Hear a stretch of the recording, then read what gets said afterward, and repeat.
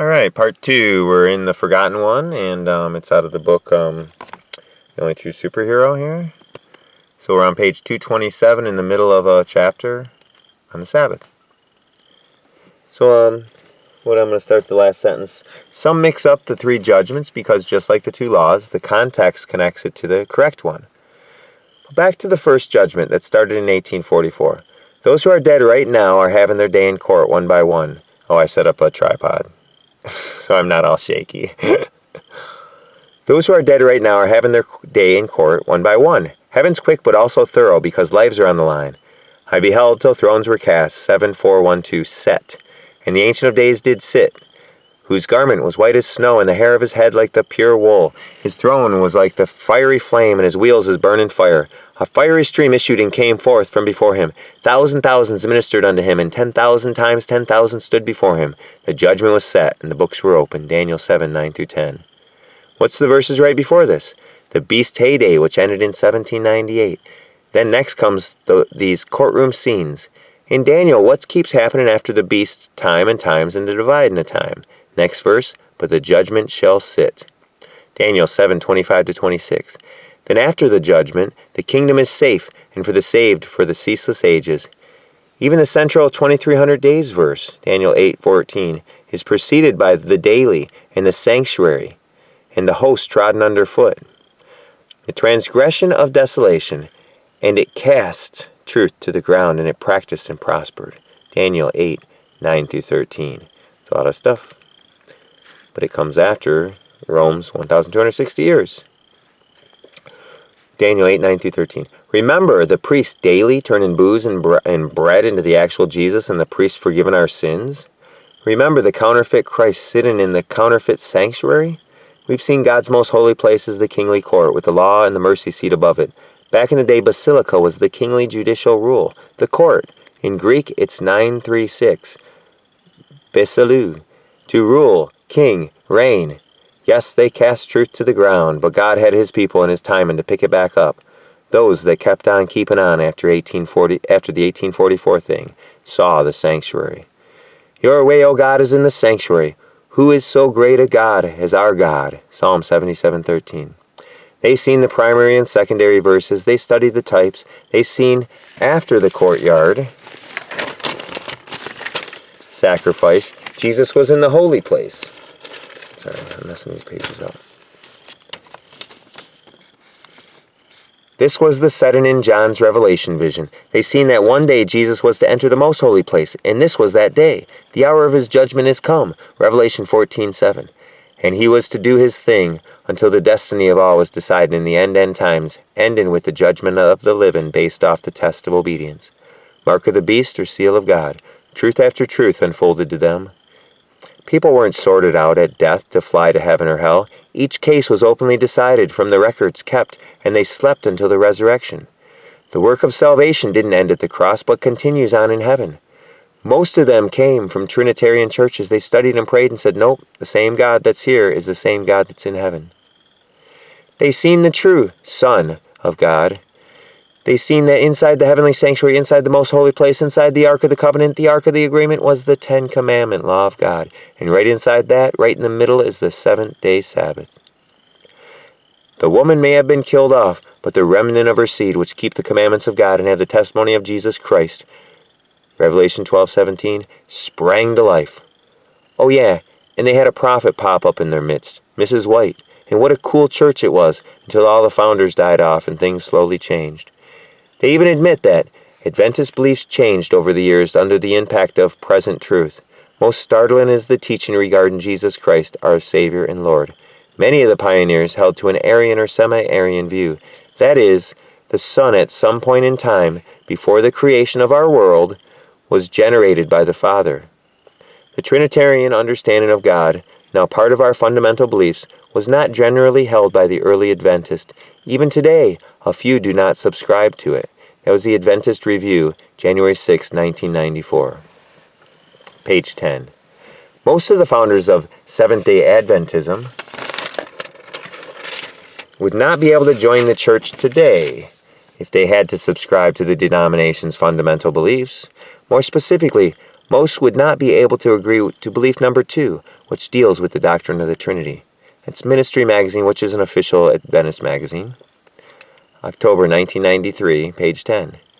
The SDA Church changed the Trinitarian song, Holy, Holy, Holy, in the 1909 and 1941 hymnals to be non-Trinitarian by singing God over all who rules eternity, instead of the original from 1826, before even 1844, instead of the original from 1826, which sings God in 3 persons, Blessed Trinity. Well, the 1985 SDA Church hymnal put the original back in, God in 3 persons, Blessed Trinity, because we now believe in it, even though this is their quote, Adventist Review, again, no scriptural passage states formally the doctrine of the Trinity. It is assumed as a fact by Bible writers and mentioned several times. Adventist Review, 1981, volume 158, number 31. The concept of the Trinity, namely the idea that the 3 are one, is not explicitly stated but only assumed. Handbook of Seventh-day Adventist Theology, Seventh-day Adventist Encyclopedia, volume 12, page 138. So then why do we accept it? And it is accepted. It was brought in the early 1900s, but it wasn't voted in as official doctrine until 1980 at Dallas, Texas. Look it up. It's said to be okay because it's not the Catholic version of the Trinity, but the Protestant version. The Trinity is the Trinity. Whether or not you cut it into 3 pieces with a saw, it's still the same block of wood. I'm not telling you to leave the church or telling newbies to not come check it out. I say go to the church or group that's closest to your beliefs. The church is the assembled people, not the buildings or the manuals.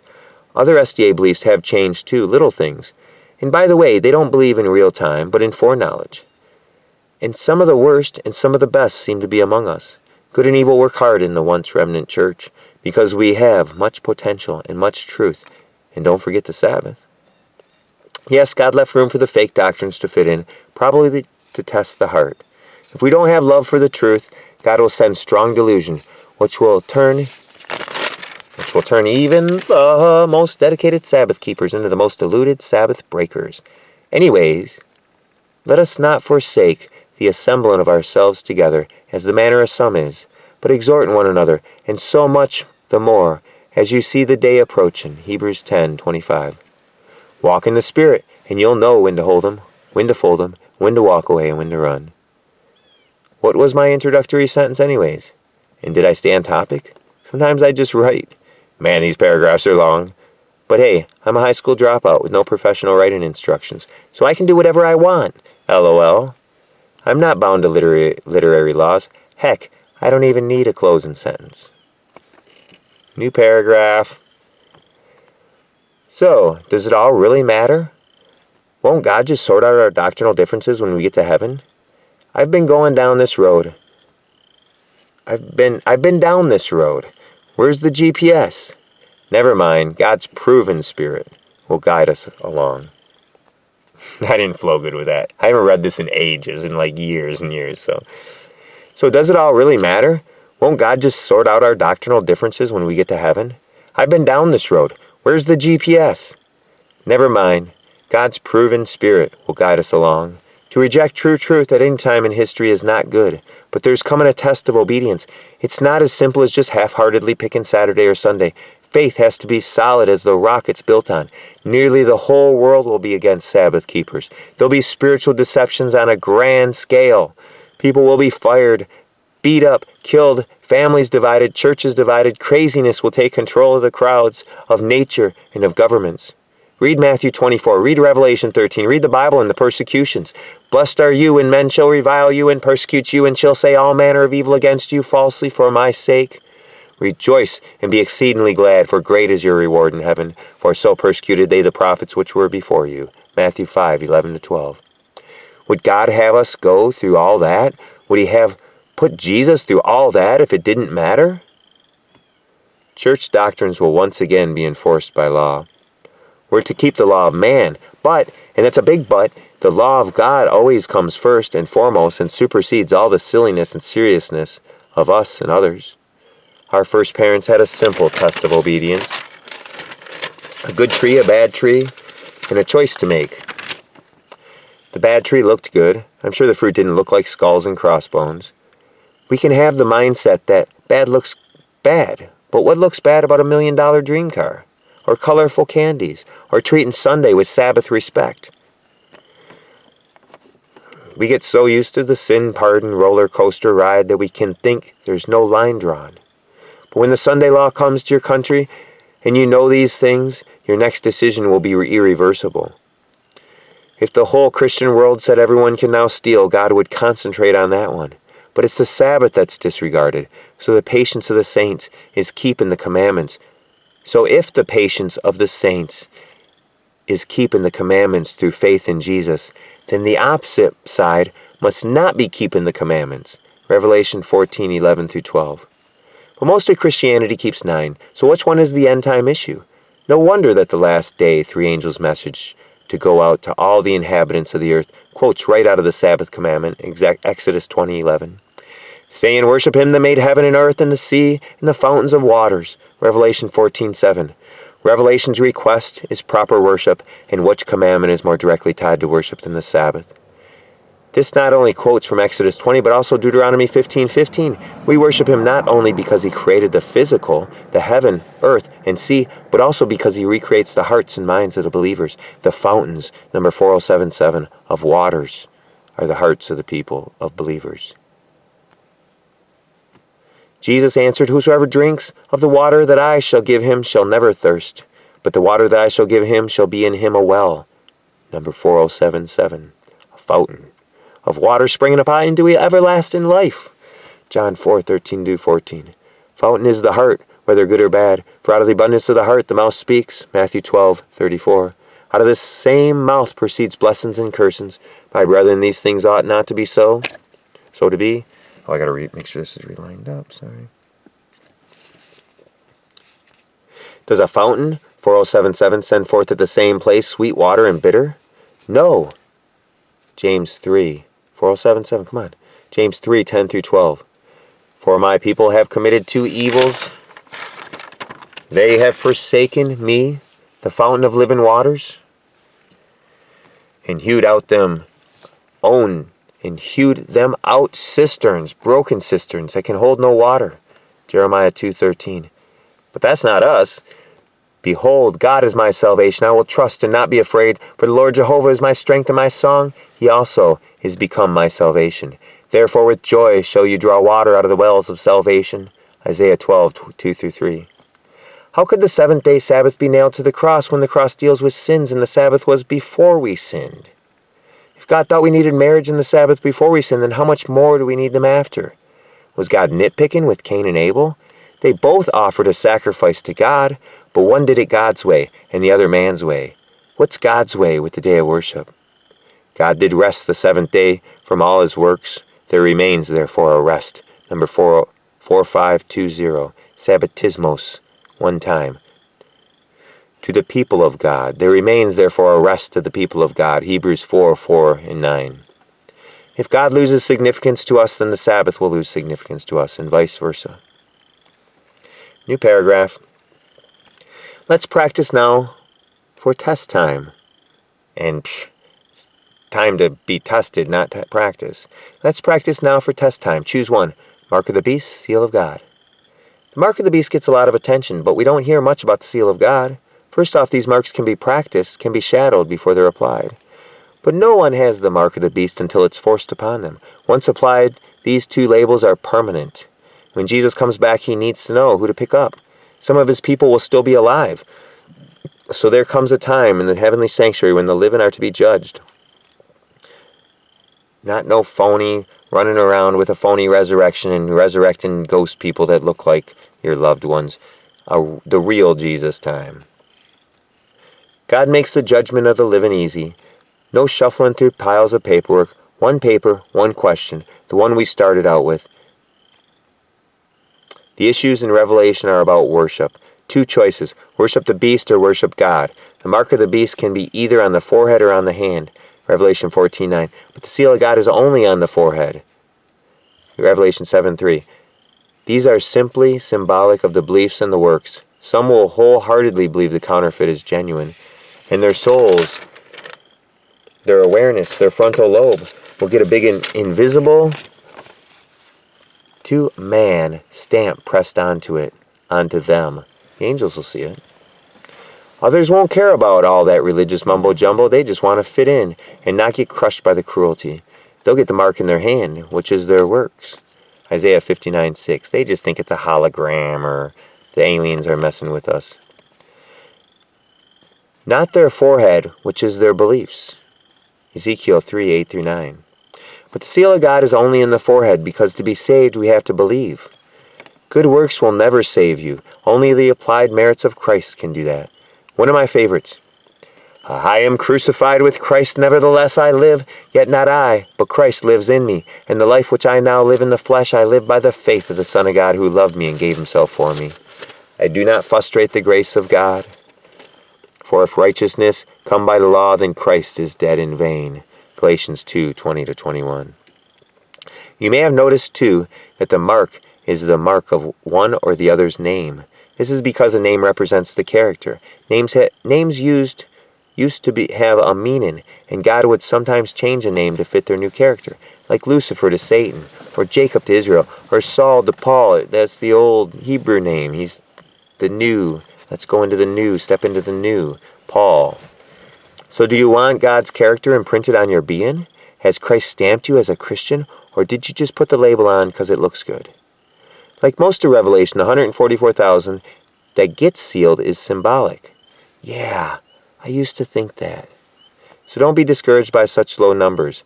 If you happen to be number 144,001, God won't say sorry, the boat's seating capacity is full. We can see this number is symbolic not only because, come on, there's over 7 billion people on this earth, but also there's exactly 12 groups of 12, and they're all Jewish. Good luck finding one pure person that's only bred from one of the 12 tribes. And then on top of that, he has to accept Christ. So what I'm saying is, truth is progressive, but sometimes even what I wrote has a lot of meaning. It's symbolic in that they're not all Jewish. They're not all this Israel of, they're all the Christians that have been warring for God and are going to be sealed as the end-time messengers that nothing can stop. And they tromp right through everything, even the last plagues when everyone else is dead. So, anyways, good luck finding one pure person that's only bred from one of the 12 tribes, and then on top of that, he has to accept Christ. For their theory to even begin to make sense, it has to be glued to the unbiblical secret rapture, to get all the Christians out of the way. Then 7 years to convince Jews and heathens. Now go write it before them, and note it in a book, that it may be for the time to come, forever and ever. Yeah, I'm doing that. That this is a rebellious people, lying children that will not hear the law of the Lord, which say to the seers, see not, and to the prophets, prophesy not unto us right things, speak unto us smooth things, prophesy deceits. Isaiah 30:8-10. 12 is symbolic of the fullness of the people. Personality is neither good nor evil. That's character. You could have an outgoing personality in either an assertive or aggressive character. The science of psychology has characterized us into one of 4 personality types: choleric, sanguine, melancholy, or phlegmatic. Then there's 3 groups in each of these 4 to pinpoint your particular personality, the tint of your color. The descriptions of the 12 tribes are actually, the descriptions of the 12 tribes and 12 children of Israel show each one is unique. God even put them into 4 groups of 3.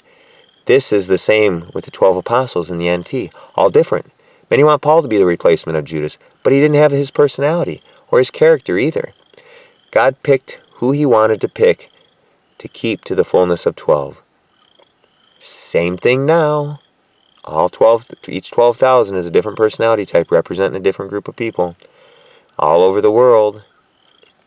Now, I don't believe in astrology, but even nature shows us a type. The fullness of the year is divided into 4 seasons, and these are again divided into 12 months, all different and all surrounding the sun.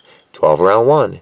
The apostles around Christ. Satan stole God's number 13 because he's the one that wants the fullness of the people around him, and he has the majority of the people around him. The OT high priest, so Jesus gets 7, 6 around 1. The OT high priest was a symbol of Jesus, and he had a breastplate of different jewels in 4 rows of 3, totaling 12, with the names of the 12 tribes engraved on them. Ezekiel 28:15-21. Every type of person can be saved, can be a jewel on Christ's heart. God deals with us each differently. There's 12 loaves of bread, the Bible, in the sanctuary. Same bread, just different eating. There's 24 elders watching over the judgment. In the mouth of 2 or 3 witnesses let every word be established. And there's 12 foundations and 12 names and 12 gates in the New Jerusalem. One is just for you. Will you walk in? God loves variety. God loves you. 12,000 times 12 equals 144,000. It means a lot from everyone will be parts of God's end time people. Anyways, we don't have to worry about the mark of the beast if we've got the seal of God. Ezekiel 8 through 9 shows one of the types. God gives Ezekiel a vision of the church committing crazy crimes against him, and for each one God says, that's nothing. Here, I'll show you even greater abominations. And he shows him the next one. This ends with the greatest abomination. In the Lord's house, men with their backs toward the temple of God and their faces towards the east, and they worship the sun towards the east. Did you know Sunday is in honor of the sun god? The Catholic Church is filled full of statues, pictures, trinkets, and beliefs that are directly tied to sun worship. Continuing on, is it a light thing that they commit the abominations which they commit here? For they have filled the land with violence and have returned to provoke me to anger. Ezekiel 8, 16 to 17. The abomination that causes desolations is the enforced worship in Revelation 13. And when you see the Sunday law, know that your decision is for your eternal destiny. Let's keep reading. You know, there's a lot before that are being sealed right now. There's a lot before it gets forced on. The people that understand this, the people that know this. There's a wave of people that are going to be ixnayed on Easter. Let's keep reading. Well, I can only fit so much here. Set a mark upon the foreheads of the men that sigh and that cry for all the abominations that be done in the midst thereof. And to the others he said in mine hearing, go after him to the city and smite. Let not your eyes spare, neither have pity, slay utterly old and young, both maids and little children and women, but come not near any man upon whom is the mark. Ezekiel 9, 4 through 6. It's coming. There's a division. The children are an extension of their parents until a certain point. Like these things, God is just. We'll see in the judgment these things. They're not going to be tortured forever. They won't even be resurrected the second time. Okay, back to the story. Ezekiel 9, 4 through 6. Those who have God's mark will be protected during the 7 last plagues. Psalm 91. Wow, I've got too many pages. I've got to keep moving along. Archaeology finds laws and decrees written on clay tablets from roughly the same time period and area as the law. These are written on both sides. Then smack dab in the middle of one side, the king or lawgiver would stamp his seal. This messed up the one side, but made it official. The name, title, and area of control is the seal of rulers. Even our president has a seal. Who cares if I make a law? I have no authority, but the Lord does.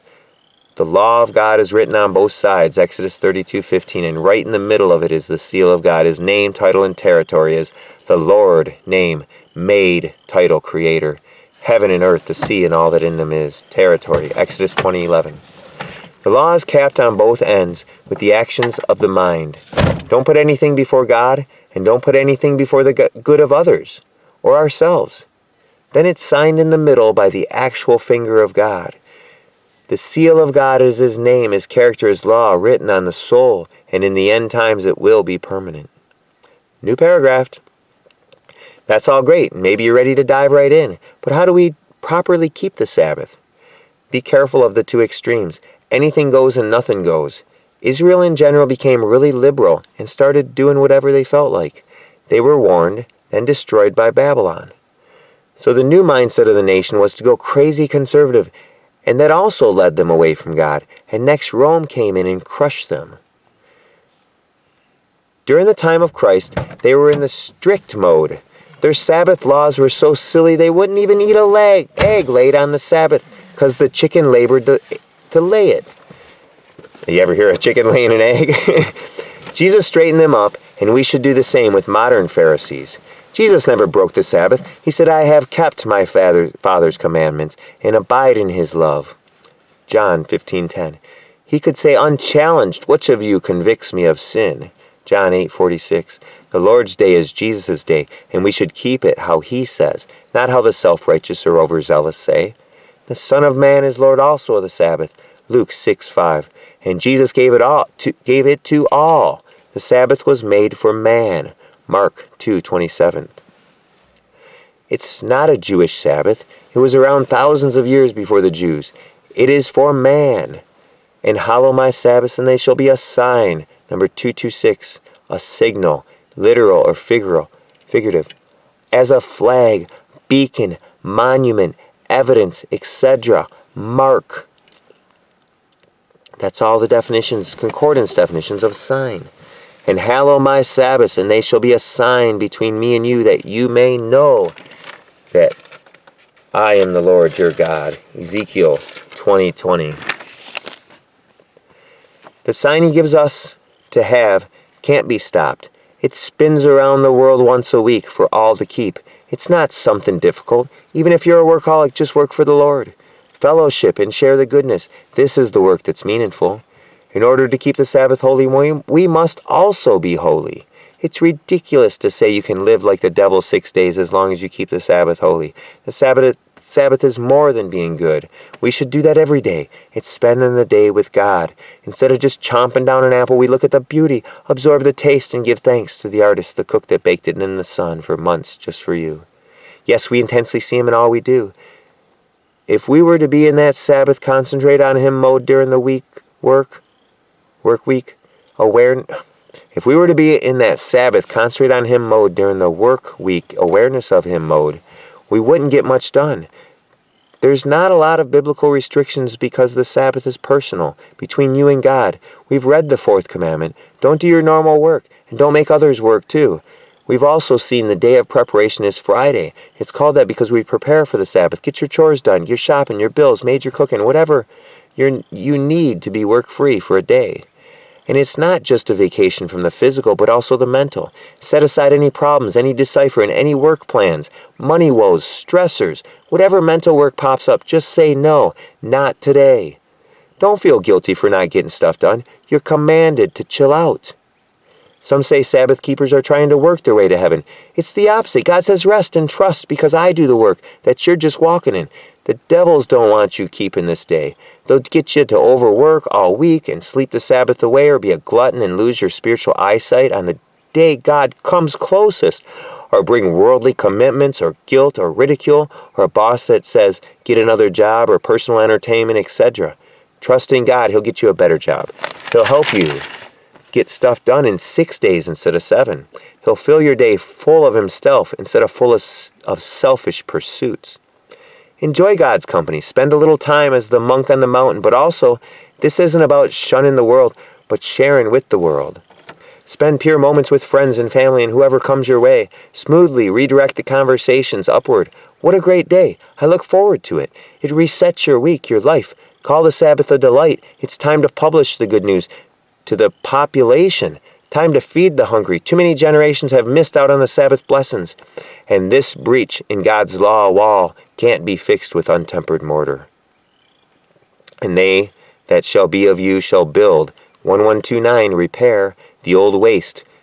2723, drought, desolate place, desolation. And they that shall be of you shall build the old desolate places. You shall raise up the foundation of many generations that's been crashed down by all this stuff for hundreds of years. And you shall be called the repairer of the breach. The breach is the Sabbath, the restorer of paths to dwell in. If you turn away your foot from the Sabbath, from doing your pleasure on my holy day, and call the Sabbath a delight, the holy of the Lord, honorable, and shall honor him, not doing your own ways, nor finding your own pleasure, nor speaking your own words, then shall you delight yourself in the Lord, and I will cause you to ride upon the high places of the earth. Isaiah 58:12-14. We're all different and have different relationship with God, or with the Lord. A landscaper may picture his home gardens as work, whereas someone that's trapped in an office or factory may tinker around in the garden while seeing the greatness of God in every flower, leaf, bug, and bird. Don't make excuses so you can work, but also don't melt yourself into others' molds. The necessities of life still get done. The sick cared for, the needs of the needy supplied. Society can't stop. Hospitals, fire departments, old folks' homes, prisons, and other needed jobs still get done. If you're in one of those, try to get the day off, or look for a job that'll give you the day off. But if you can't, then still give the day to God wherever you are and whatever you do. Factories, restaurants, stores, and things that people can do without. are not to be done on the Sabbath. If it's a want and not a need, leave it. Don't invent or reinvent needs and paint yourself into a corner. If something seems impossible and working seems like the only way, even though you know better, leave it in the Lord's lap. He's the expert at all trades and will pull you out in some form or fashion without sinning. He tests faith. He'll pull you through. And the evening and the morning were the first day, Genesis 1. The Bible starts the day at sunset, Leviticus 23:32. So what we call Friday night is really Saturday night. And I got this wrong, and I know I did. And Friday night is really Thursday night. So Friday night is Saturday night, and Thursday night is really Friday night. That's what I meant to say. And Thursday night is really Friday night. That was a wig out. But there's probably something weird because all the wig outs and all the mistakes have some kind of weird aspect to them. See how long it takes your brain to reprogram that one as you confuse interacting individuals. So like literally when the night comes, it's the next day. Here's another brainwave to disturb. Sunday is not the weekend. The Sabbath starts when the sun sets on Friday. I don't know what kind of system the SDA Eskimos have, and it's a little too cold for me to find out. Anyways, the Sabbath is a day of hanging out with the Father and Son. If we truly keep the Sabbath, we'll fall deeper in love with them and be an awesome influence on the world and save millions. Don't forget the Sabbath, but forget the occupations of daily life and devote the day to healthful rest, worship, fellowship, and Bible studies, holy deeds, and enjoying God's creation in nature and in ourselves. Wherefore it is lawful to do well on the Sabbath days. Matthew 12:12. Remember? How could I forget? And then the song is Leaning on the Everlasting Arms, which I think I have here. The 10 Plagues is going to get into some really good stuff, so stick around. I'm going to try to get that up. So this is Leaning on the Everlasting Arms, and I just want to run it through. So I am going to go through the songs eventually. All of them as a separate. I forgot to do this Trust and Obey on the last chapter, so here's the lyrics for it if you want to pause on this stuff and see the lyrics. Thank you so much. Love y'all. See you next time.